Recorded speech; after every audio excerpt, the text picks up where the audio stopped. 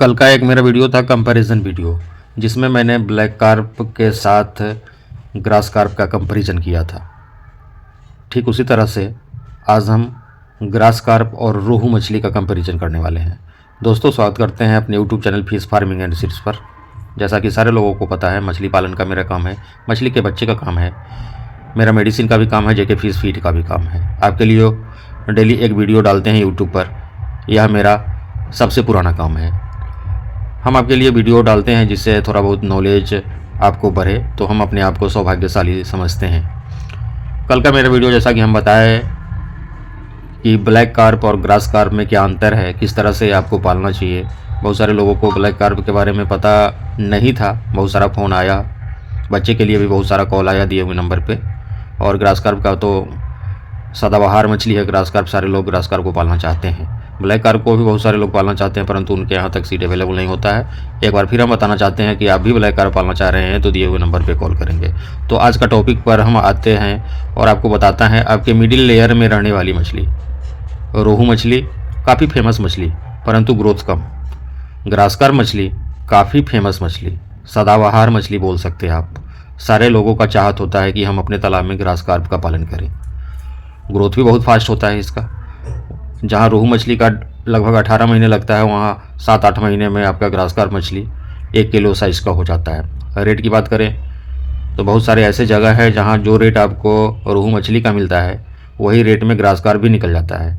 लेकिन मेरे समझ से डिमांड रोहू मछली का अधिक है, चूँकि इंडियन मेजर कार्प जिसमें कतला, रोहू और मृगल, नयन, इसके स्वाद का मुकाबला ग्रास कार्प वगैरह नहीं कर सकती, विदेशी कार्प नहीं कर सकती। तो मेरे मुताबिक पब्लिक का डिमांड रोहू मछली पर ज़्यादा होता है। लेकिन किसान, चूँकि 18-18 महीने लग जाते हैं, यानी 1.5 साल लग जाते हैं रोहू मछली 1 किलो होने में, इसलिए बहुत सारे लोग ग्रास कार्प की तरफ मुखातिब हैं और ग्रास कार्प पाल करके अपना व्यवसाय वे बढ़ा रहे हैं, कम समय में ग्रोथ ले रहे हैं। दूसरा कि ग्रास कार्प के पालन में उनको अधिक समस्या आता नहीं है। फीडिंग की समस्या, अगर उनके तालाब में कुछ परसेंट हरा चारा है ऑलरेडी तो वो तो खाते ही हैं। अगर उनको व्यवस्था भी करना पड़ता है तो फ्री ऑफ कास्ट, बगैर कुछ लगा करके वे हरे चारे का प्रबंध कर लेते हैं। थोड़ा बहुत आसपास खेत उनका होता है जहाँ केले के पौधे लगा देते हैं, गोभी के पौधे लगा करके सब्जी भी खाते हैं, केले का सब्जी भी खाते हैं और केला बेच भी देते हैं। उसी तरह से गोभी बेच देते हैं, उसके पत्ते अपने तालाब में डालते जाते हैं। ग्रास कार्प का ग्रोथ काफ़ी बेहतर होता है। दोनों मछलियाँ आपके मिडिल लेयर में रहने वाली मछली हैं। जैसा कि सारे लोगों को पता होगा, किसी भी तालाब में जब आप आईएमसी और कार्प का पालन करते हैं तो ये मछलियाँ 3 लेयर में रहती हैं।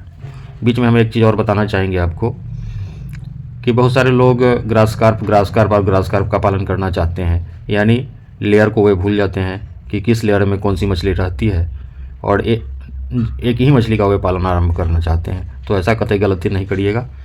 आईएमसी कार्प का अगर पालन हम करना चाहते हैं तो एक लेयर में एक मछली, दूसरे लेयर में दूसरी मछली, तीसरे लेयर में तीसरी मछली, इस तरह से 3 तरह की मछलियां जब आप डालते हैं तभी आपका ग्रोथ बेहतर सुनिश्चित हो पाता है। एक तरह की मछली अगर आप डाल देंगे तो फिर ग्रोथ प्रभावित हो जाएगा। अब हम आप पर यह छोड़ते हैं कि आप अपने मिडिल लेयर के लिए ग्रास कार्प का पालन करना चाहते हैं या फिर रोहू का पालन करना चाहते हैं। अनेकों इलाके हैं जहाँ रोहू का बहुत अच्छा रेट मिलता है और डिमांड काफ़ी बेहतर है। हाँ, ये माइनस पॉइंट है कि रोहू में सबसे ज़्यादा टाइम लगता है। इंडियन मेजर कार्प में रोहू और मृगल 2 ऐसी मछलियाँ हैं जिसके ग्रोथ होने में काफ़ी समय लग जाता है। वही ग्रास कार्प मछली को ग्रोथ आने में बहुत कम समय में यह 1 kg साइज की हो जाती है। जैसा कि वीडियो में हम पहले भी बताए, रोहू जहाँ 1.5 साल लगेगा, अगर उसी साइज़ का बच्चा आप अपने तालाब में ग्रास कार्प का डालते हैं तो इसका समय 8 से 9 महीना में 1 किलो साइज़ का यह हो जाता है। लास्ट में हम बताना चाहेंगे कि अगर किसी भी मछली का इंडिया में किसी भी मछली का पालन हो रहा है, आप को भी इच्छा है किसी भी मछली का पालन करने का, तो वे दिए हुए नंबर पे कॉल करके उसके बच्चे हमसे मंगवा सकते हैं। अभी तत्काल में अमूल कॉमन कार्प का बीज अवेलेबल है हमारे पास, ग्रास कार्प का फ्राई साइज बच्चा अवेलेबल है, सिल्वर कार्प बिग हेड का बच्चा अवेलेबल है, ब्लैक कार्प का 3-3.5 इंची वाला बच्चा अवेलेबल है। पंगास पालने वाले लोग थोड़ा सा और इंतज़ार कीजिए, ठंडी कमना आरंभ हो गया है। रूपचंदा चाहिए होगा तो हम अभी भी अवेलेबल आपके लिए कराएंगे। तो इस तरह से आप अपने तालाब में अगर आप ग्रास कार्प और रोहू में जो आपको अच्छा लगे, सिर्फ रेट आप अपने मार्केट में तलाश कर लीजिए। अगर ग्रास कार्प का रेट और रोहू मछली का रेट मार्केट में जब आप इसको हार्वेस्टिंग करते हैं और सेल आउट करते हैं यानी बेचते हैं, अगर थोड़ा बहुत का ही अंतर है तब तो आपको ग्रास कार्प का ही पालन करना चाहिए और थोड़ा बहुत रोहू रखना चाहिए। जैसे मिडिल ईयर में आप 30% मछली रखते हैं तो आप 20% ग्रास कार्प और 10% रोहू रखेंगे तो ज़्यादा उपयुक्त होगा मेरे हिसाब से।